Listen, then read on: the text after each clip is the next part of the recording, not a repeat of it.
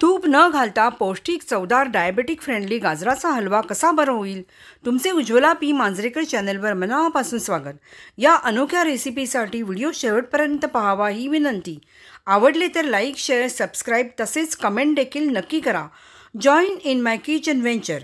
माझ्या homemade recipes try करा व जरूर तुमचा अनुभव कळवा. सुरू करूया.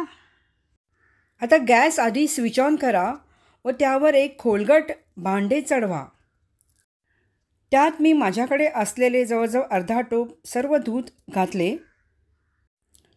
आता हे सर्व दूध या खोलगट पातेल्यात घातल्यानंतर मी आधीच अर्धा किलो गाजरे छानपैकी बारीक किसून घेतलेली, ही किसलेली गाजरे जवळजवळ एक बाऊलभर झाली, ती सर्व मी या दुधामध्ये घातली.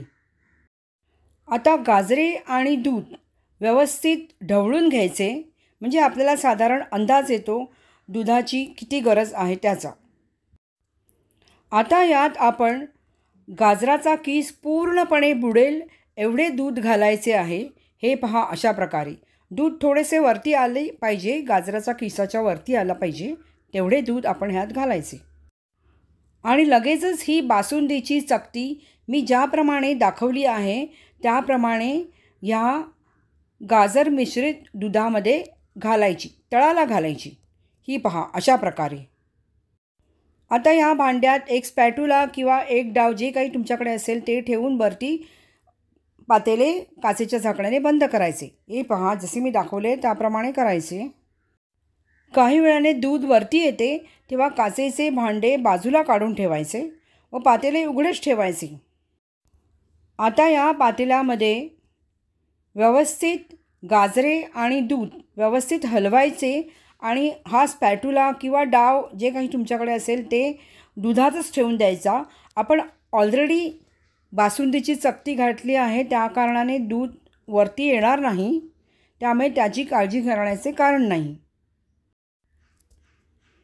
अशा प्रकारे व्यवस्थित ढवळल्यानंतर स्पॅटुला दुधामध्येच ठेवून आपण हे दूध पूर्णपणे आटू द्यायचे. त्यासाठी गॅस मंद करायचा. जवळजवळ 15 ते 20 मिनिटांनी तुम्हाला कळेल की दूध हे बऱ्यापैकी आटलेले आहे. हे पहा, अशा प्रकारे आपण दूध आणि गाजराचा किस ढवळून दुधाचे प्रमाण किती आटले आहे हे बघायचे. दूध पूर्णपणे आटण्यासाठी आणखीन 15 मिनिटे मी पातेल्यामध्ये स्पॅटुला ठेवून मंद गॅसवरती हे मिश्रण ठेवले. 15 मिनिटांनंतर तुम्हाला दिसेल की दुधाचे प्रमाण बऱ्याच अंशी कमी झालेले आहे व गाजरे देखील पूर्णपणे शिजून आली आहेत. आता या स्टेजला छोट्या किसणीवरती जायफळ थोडे किसून घाला. हे पहा, अशा प्रकारे जायफळ किसून घातल्या कारणाने गाजराच्या हलव्याला छान सुगंध येतो. आता आपण डायब्लिस नावाची लो ग्लायसेमिक इंडेक्स असलेली शुगर वापरतो आहोत. आता ही 1 वाटी भरून साखर आपण टोपामध्ये घालायची.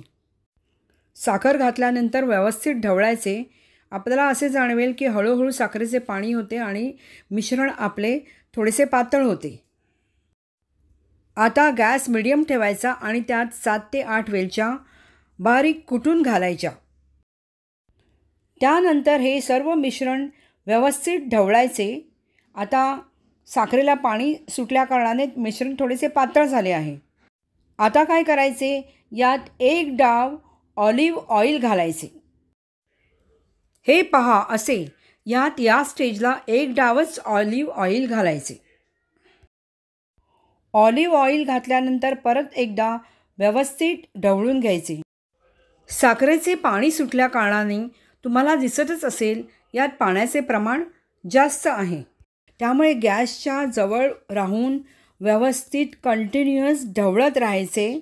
जवळजवळ 2 ते 3 मिनटे असे ढवळत राहायचे. आपण गॅस मीडियम आहे तो मीडियमच ठेवायचा आणि मीडियम गॅसवरती असे ढवळत राहायचे. आता गॅस मोठा करायचा व सातत्याने गाजराचा हलवा ढवळत राहायचे, म्हणजे साखरेचे पाणी आटल्या कारणाने गाजराचा हलवा खाली लागणार नाही.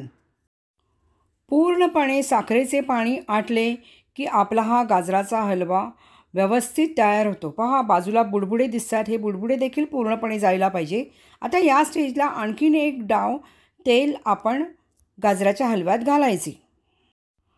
आणखी 4-5 मिनटे सातत्याने असेच ढवळत राहायचे. मग आपल्याला जाणवेल की गाजराचा हलवा असा छानपैकी गोळा होतो. पहा, आणि तो खाली चिकटत देखील नाही. तूप न घालता देखील गाजराच्या हलव्याचा इतका सुंदर सुवास सगळीकडे दरवळतो आहे की अगदी तोंडाला पाणी सुटले आहे. आता यात मूठभर तासलेले बदाम घालायचे व काजू चांगले 15 ते 20 देखील घालायचे. तुम्हाला आवडत असल्यास काजू व बदामाचे प्रमाण तुम्ही जास्त देखील करू शकता. काजू आणि बदाम घातल्यानंतर व्यवस्थित गाजराचा हलवा ढवळून घ्यायचा. आपला गॅस अजूनही मोठा आहे, त्यामुळे सातत्याने ढवळण्यास अजिबात विसरू नका, नाहीतर आपला गाजराचा हलवा खाली जळण्याची शक्यता आहे. आपला गाजराचा हलवा तयार झाला आहे. आता गॅस पूर्णपणे बंद करा. टोप वरती उचलून मी तुम्हाला दाखवते. गॅस बंद केलेला आहे. आता टोपावरती काचेचे झाकण ठेवा. गाजराच्या हलव्यात वाफ मुरवण्यासाठी 3-4 मिनटे झाकण तसेच झाकून ठेवा. आता झाकण उघडल्यावरती व्यवस्थित गाजराचा हलवा ढवळा. आपला गाजराचा हलवा रेडी आहे. आता हा गाजराचा हलवा एका बाउलमध्ये काढून घ्या.